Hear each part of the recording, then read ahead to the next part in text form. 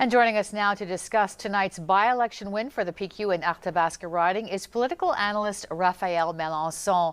So Raphael, another big win for the PQ, third in a row now.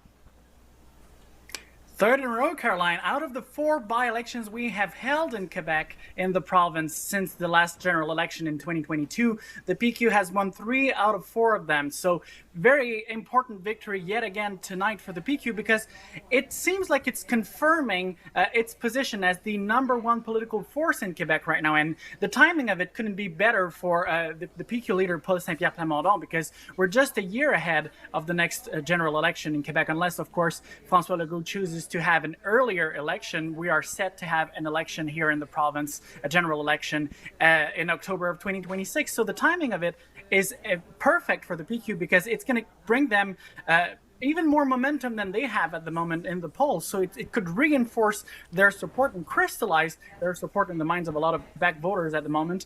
And tonight's victory, it's a clear victory for the PQ. They are 10 points ahead of the leader of the Quebec Conservatives, Éric Duhaime, who was trying to make his grand breakthrough in the National Assembly, so get a first seat for his party.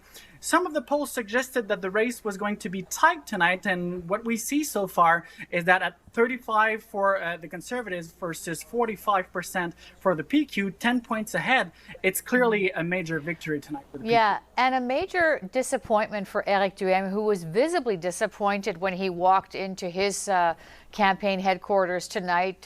He did lose by several thousand votes, but he doesn't seem to be wanting to go anywhere in his concession speech, does he?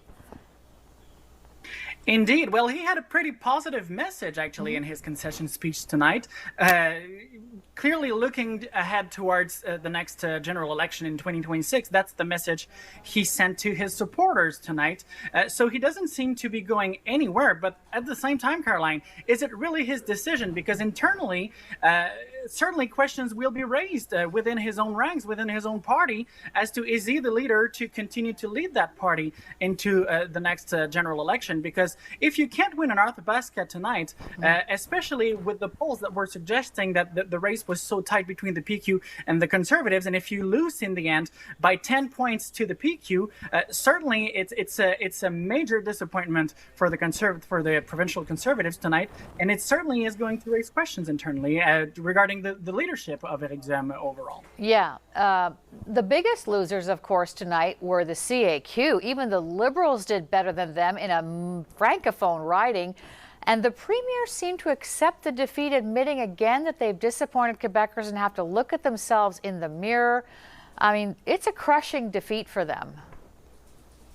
Oh, absolutely. At 7%, 2 points behind the Liberals, which did not stand any chance to win in this riding. Really, it's a slap in the face for François Legault. It's a harsh judgment from voters in Arthabaska regarding the situation of the CQ government at the moment. And let's remind our viewers, Caroline, also that this is a riding that just in the last general election in 2022, the CQ won by more than 50% of the vote.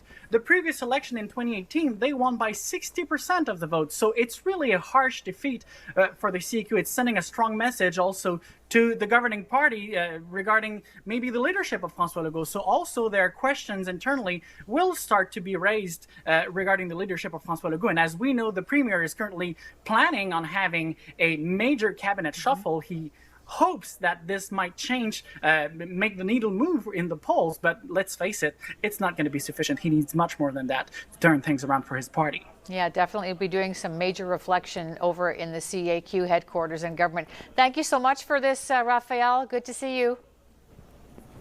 Always a pleasure, Caroline. See you next time.